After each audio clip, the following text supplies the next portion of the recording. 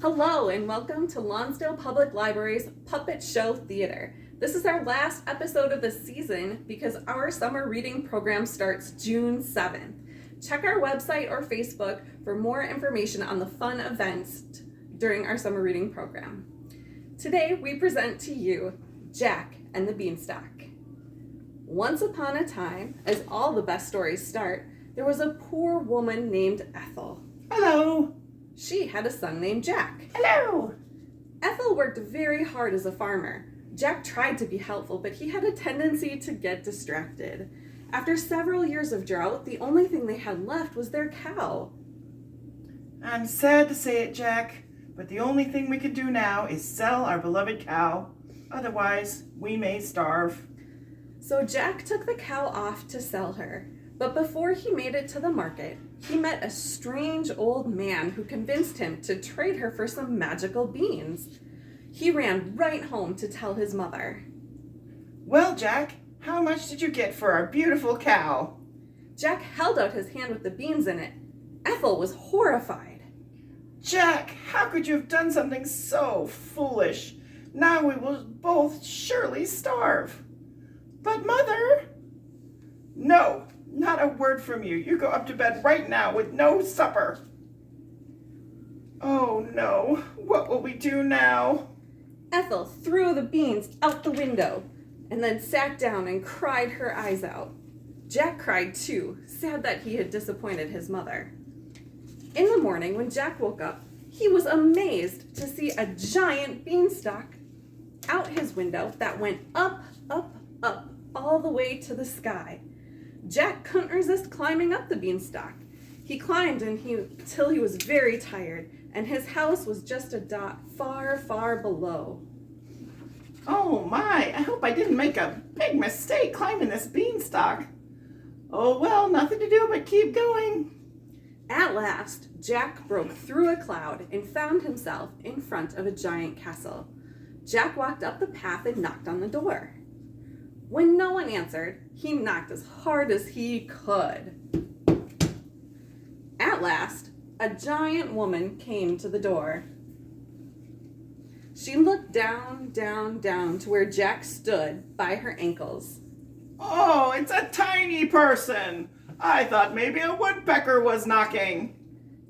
Hello, ma'am. I'm very hungry, and I wondered if you had any food to share.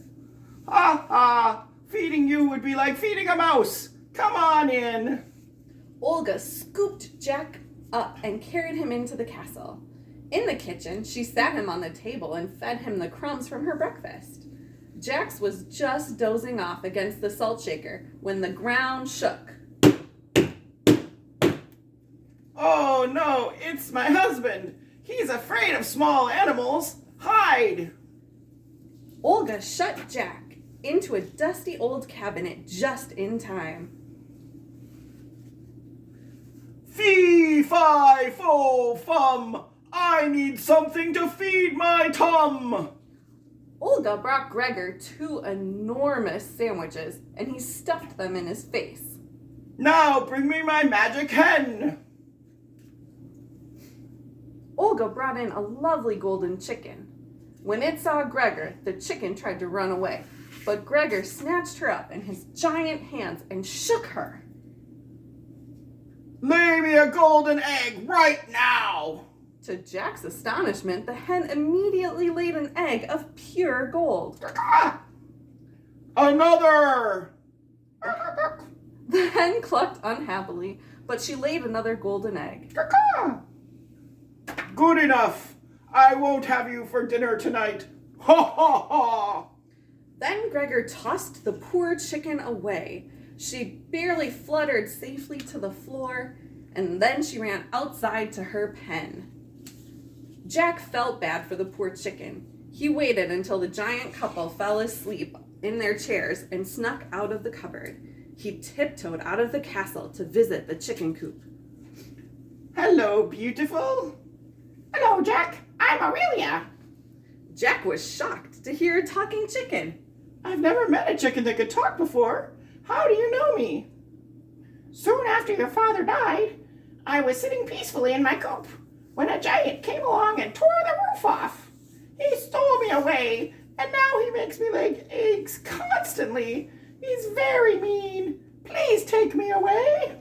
So Jack tucked Aurelia under his arm, ran back to the beanstalk, and climbed down, down, down. His mother was waiting at the bottom. Oh, Jack, my boy, I'm so sorry I yelled. Hello, Ethel. Aurelia, you wonderful bird, you've come home. Quick, Mother, bring me my axe. Jack's cut down the beanstalk as quickly as can be. He swears to this day that he heard a very loud, angry shout from way up high. They never saw the giant again. Aurelia lays 1 golden egg a week, and Jack and Ethel live very well indeed. The end.